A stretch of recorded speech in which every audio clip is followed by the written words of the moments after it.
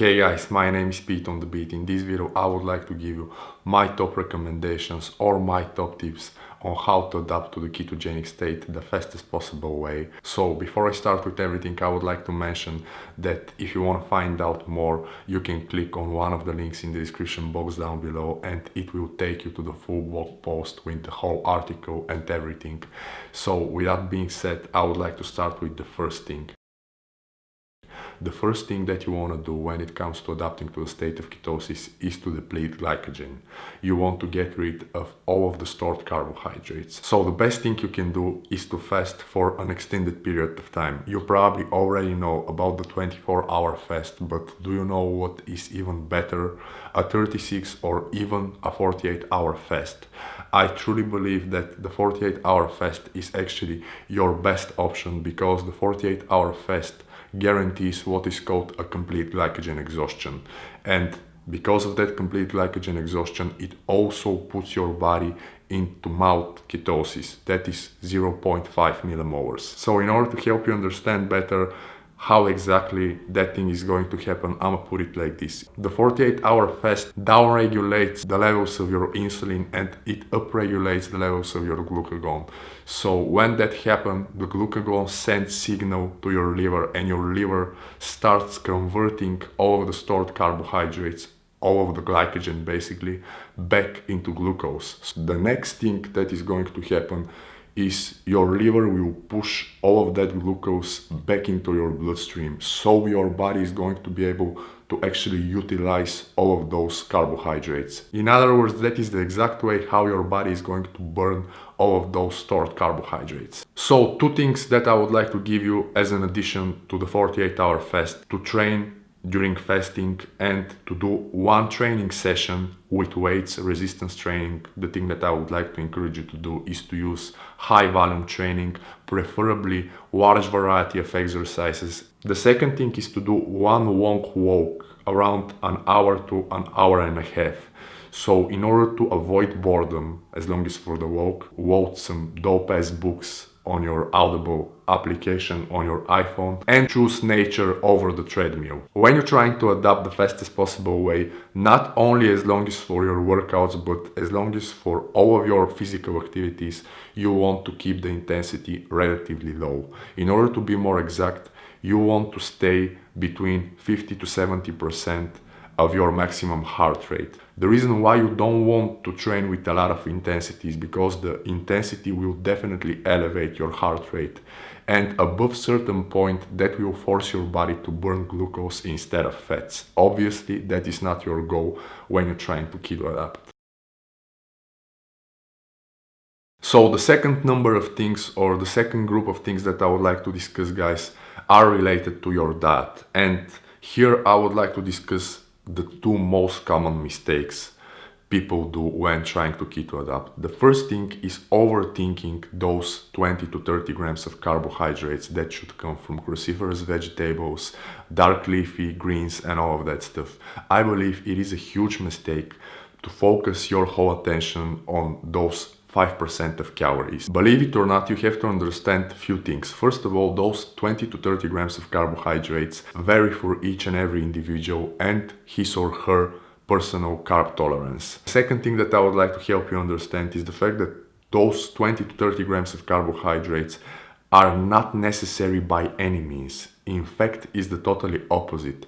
The less carbohydrates you eat, the faster you're going to adapt. The more carbohydrates you eat, the more that will slow your whole adaptation. Do not focus on vegetables, do not focus on nuts and seeds. At least for the first 2 to 3 weeks, do not consume those foods, and also keep in mind that nuts also contain some carbs. So my advice here is to simply not eat those 20 to 30 grams of carbohydrates during the first 2 to 3 weeks.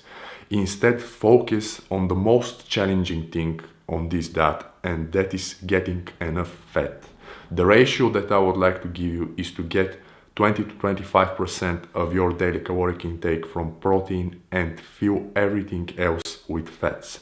And if you really struggle, because plenty of people out there struggle getting all of those fats, eating all of those fats, the thing that I would like to encourage you to do is to maybe give the whole buttered coffee protocol a try. I'm not going to recommend you exact brands and everything, but simply give that thing a try because it helps plenty of people to get enough fat. The second most common mistake is overdoing your protein. At least for the first 2 to 3 weeks, you definitely do not want to eat higher protein because, as I've mentioned, the excessive amounts will be converted into glucose by your liver. Instead, you want to eat moderate protein between 0.7 to 1.5 grams per pound of lean body mass. So the last thing that is related to that subject is the types of fats. The types of fats make huge difference, regardless of what the gurus say. The best thing when trying to keto adapt is to teach your body how to burn the most similar to our fat, and that is the animal fat. So stick with high quality animal products, of course grass-fed butters, grass-fed ghee as an additional source of fat, and stick with the dark meats and fatty cuts of meats, and of course the fatty fishes. You cannot go wrong by using those products, and of course whole organic free range eggs. Always go with the whole eggs. You can also use pastured pork, hormone free, antibiotic free chicken, grass-fed beef, but always go with the fatty cuts of meat. The third thing that I would like to give you as a tip is to continue with the intermittent fasting. If you're new to this whole lifestyle, the thing that I would like to encourage you to do is to apply an 8-16 fasting protocol. That is a great starting point. I do believe that is the best way of introducing your body to the whole world of intermittent fasting. And why fasting is that important? Fasting promotes ketogenesis. Fasting raises your blood ketones, and as you probably already know if you're a subscriber, I see fasting and the ketogenic diet, the ketogenic lifestyle, as the two sides of the same thing. Being keto adapted makes fasting not only effortless but the most essential thing to do. And of course, as I've mentioned, fasting forces your body to use the already stored fat, and that raises your blood ketones. The additional tip that I would like to give you here is to, after a while, reduce the duration of your feeding window and fast for longer and longer periods of time. So the fourth thing I would like to give you as a tip, guys, is to keep yourself properly hydrated. This is very important because this thing, along with getting enough high quality fat, will counteract all of the negative effects from what is called the keto flu. So what you want to do is to firstly up your sodium intake drastically. Since you no longer eat carbohydrates, your body will start excreting all of the excessive amounts of water. As you probably already know, a gram of carbohydrates retain between 2.7 to 3.5 grams of water. So since you no longer eat those carbohydrates, your body will start excreting all of that water. So in order to avoid cramping and avoid brain fog and actually improve your brain performance and mood, you want to drink plenty of water, you want to eat enough high quality salt, and you want to also add a magnesium supplement. So as long as for the types of salts and types of water, I would like to suggest you to stick with Himalayan pink rocks, or if possible Celtic sea salt or other high quality sea salt. As long as for the water, pay attention to this one because this is very important. I definitely encourage you to stick with spring water. The spring water, it is a lot less taxing to your kidneys, and you can call this bro science, but I would like to share my personal experience. Typically I drink between gallon and gallon and a half of water per day. If I have to drink that amount from mineral water, I will have pretty unpleasant experience excreting all of the water, and I know plenty of people can relate to this thing. So the fifth group of tips that I would like to give you guys is related to optimizing your sleep. This is very important because you definitely want to avoid stress. So right now I would like to give you a few simple things you can do right now in order to drastically improve the quality of your sleep.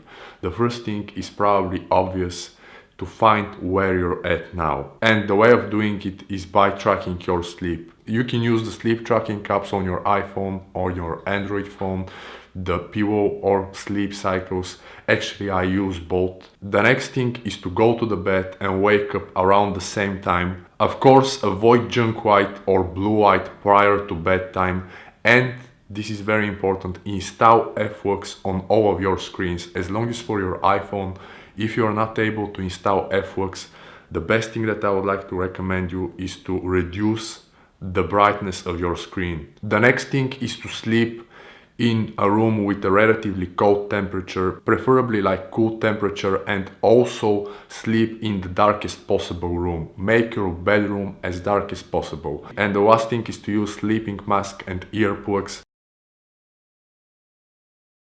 So the best thing you can do when it comes to finding out if you're into ketosis is to measure the concentration of blood ketones. In order to do so, you have to buy one of those, I call them like hybrid type of a glucometer, because they measure both levels of blood glucose and concentration of blood ketones. What is often called the gold standard of those ketone meters is a product called Precision Extra that is manufactured by a company, Abbott.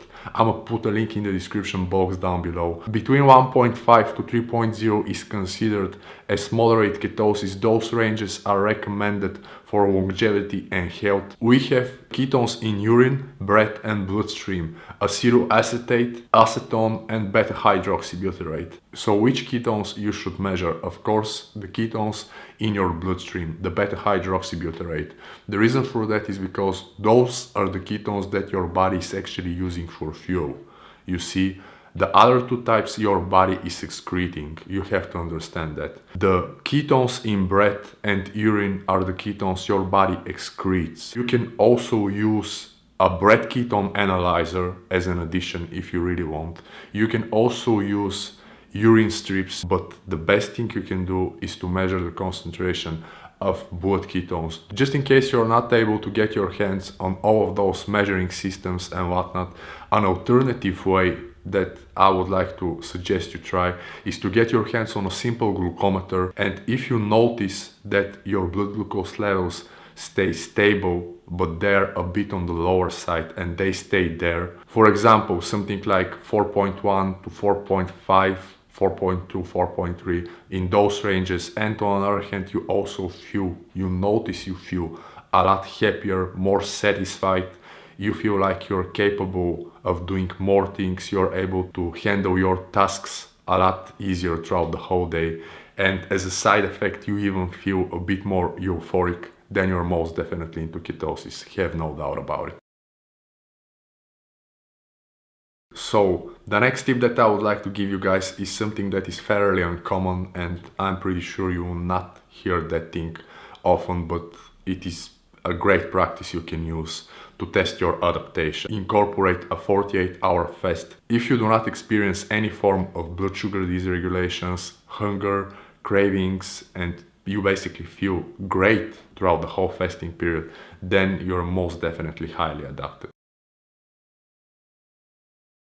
And the last thing that I would like to cover in this video, guys, is the whole question: should you stay on a completely ketogenic diet year-round? Is staying into ketosis year-round a necessity? So the best answer you can have, believe it or not, that is the best answer, is it really depends on your personal situation. If you're a diabetic, pre-diabetic, if you struggle reversing some form of metabolic disease, if you're obese, if you struggle with losing weight, if you struggle with epilepsy or having seizures, then most definitely my recommendation is to stay on a completely ketogenic diet. On the other hand, if you're an athlete, if you're a very active individual, you're a healthy individual, you do not live a sedentary lifestyle, you bust your ass at the gym on a day-to-day basis, you carry sufficient amount of muscle mass, and you also break down muscle tissue on a day-to-day basis, then I believe your best option is to alternate between fuel sources or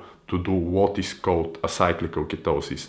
More and more scientific studies nowadays suggest that those individuals actually do better when alternating between fuel sources. If that is you, you can start doing adjustments to your diet. You can start playing with the amounts of protein you consume after the third or second week. You can also start incorporating all of those cruciferous vegetables and all of that stuff. You can also start to cycle ketosis in order to find what is the best diet for you, in order to actually customize that lifestyle accordingly to your goals and personal preferences. So yeah guys, this is basically everything I wanted to say in this video. I hope you find the video helpful. If you like the content, you can click on the thumbs up button down below. You can also feel free to subscribe to my YouTube channel for more content. Once again, I'm gonna put a link in the description box down below for the full blog post with the article and the detailed explications and whatnot. I would like to thank you for watching another one of my videos. Good luck, keep to adapting the fastest possible way, and of course keep flexing. Peace, and I'm out. Cats can benefit from those tips as well.